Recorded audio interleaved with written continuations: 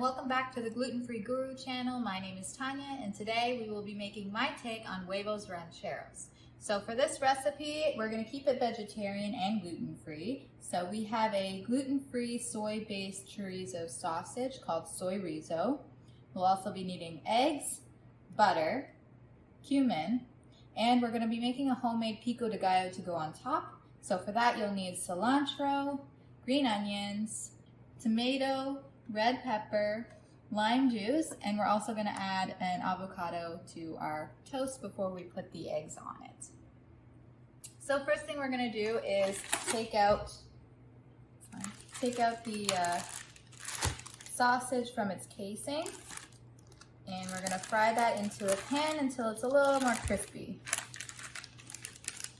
So for this recipe I'm only going to use a half a sausage. Okay, so I'm first just going to add about a teaspoon of butter into the pan and let that melt. I'm also going to set my pan to about a medium heat, and once that's ready I'm going to add the sausage. In the meantime we can start making the Pico de Gallo. Okay, before you get started, make sure to wash your vegetables, and I'm just going to make half the recipe since it's only for 2 people. So you will take half of a red pepper. You can also use yellow or orange peppers too. I find yellow peppers actually look better when mixed all together, more of a colorful creation. Dice them up as fine as you're willing to put in the effort for.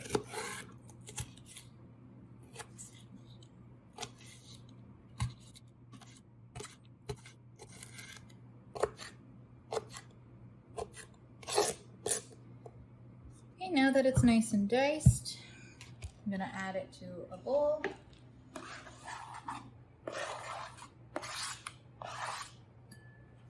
And move on to my tomato. But first, let's check on our pan. Okay, let's smear that around. Now that the butter's melted. And add our plant-based chorizo out of its casing.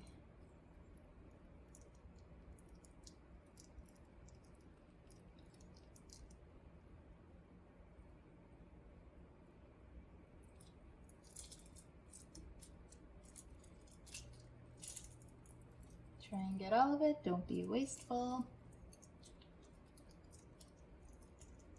Take a spatula and smash it around so that way it's little crumbly bits. It'll be easier once it fries up and gets a little more crispy.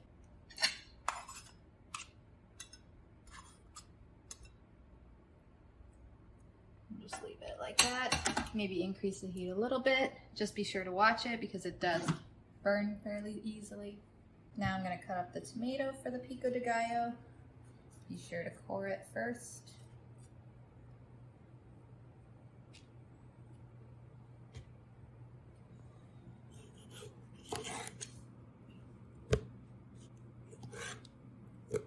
You'll also want to slice this up as thin as you can.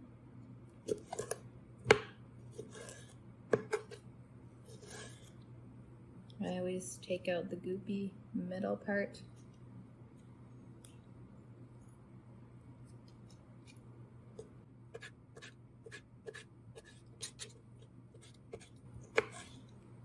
While making your Pico de Gallo, be sure to stop and stir up your chorizo.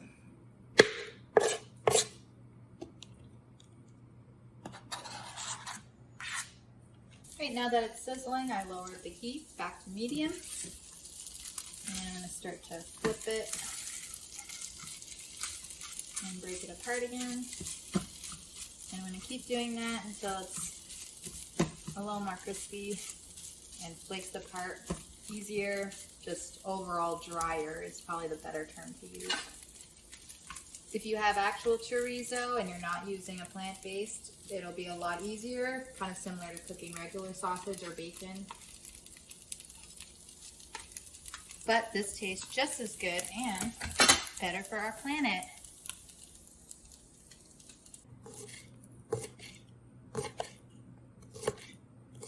Now I'm just slicing up my green onions.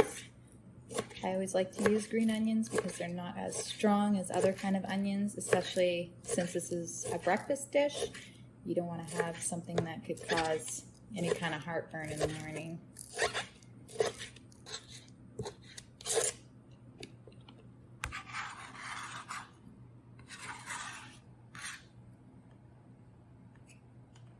Now that our chorizo is almost dry, I'm going to start mixing up the eggs. So grab yourself a bowl.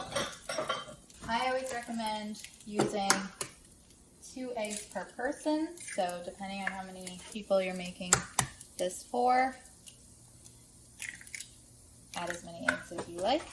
We have large eggs, so I'm probably just going to do 4.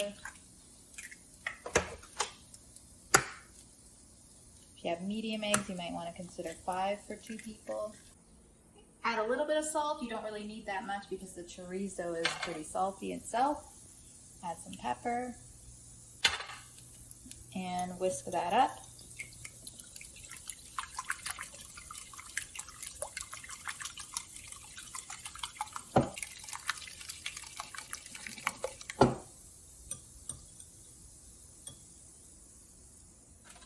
Okay, now that it's nicely whisked, let's flake this apart a bit more. Make sure it's evenly spread throughout the pan before you add your egg.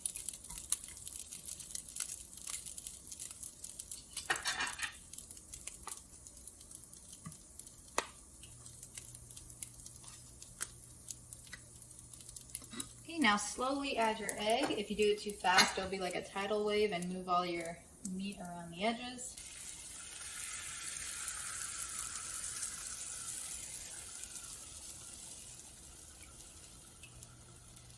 If you have a lid to fit a pan, I recommend putting it over the top so that way it cooks a little more thoroughly without burning the bottom and having completely watery top.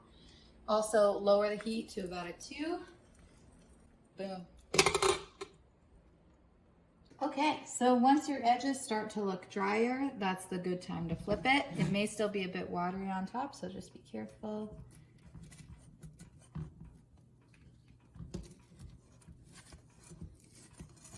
Just loosen up the edges. Get a good grab underneath it. Oh, it broke. But that's okay, it's still watery on the bottom, so it should just glue back together in a sense. Now you can leave the lid off, turn off the heat. If you want to add cheese, you can add cheese to one side before you flip it, but we're not going to do that. At this point, toast your favorite gluten-free bread to use. You can use a ciabatta bun, you can use a plain white bread or rye bread. We like Char's artesian white bread. At this point, you can either choose to add cilantro to your Pico de Gallo. I normally would, however, I'm going to leave it on top as more of a decor piece. Finally, add about 1 tablespoon of lime juice. You can also add salt and pepper.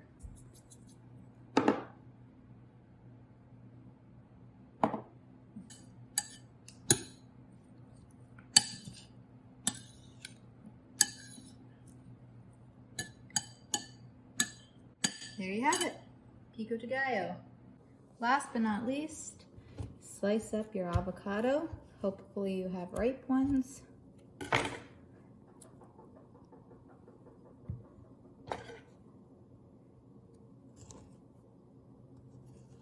I slice it up on the inside, and then with a spoon you can easily scoop it out.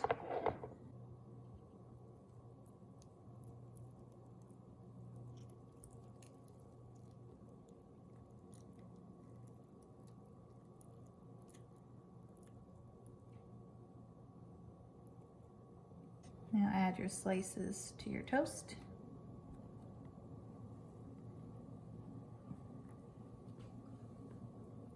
If you want some extra salt and pepper, go ahead and do so.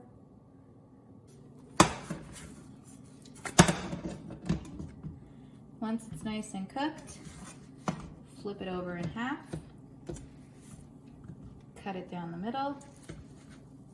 Now you have your egg for your 2 toasts.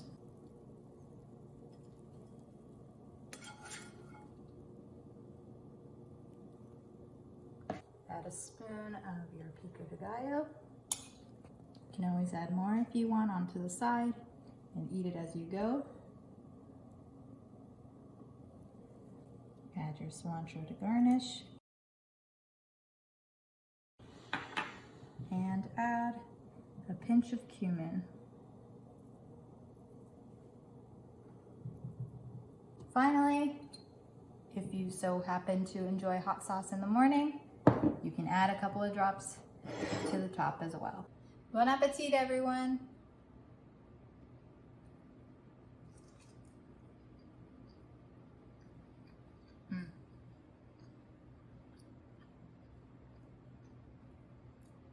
Very good.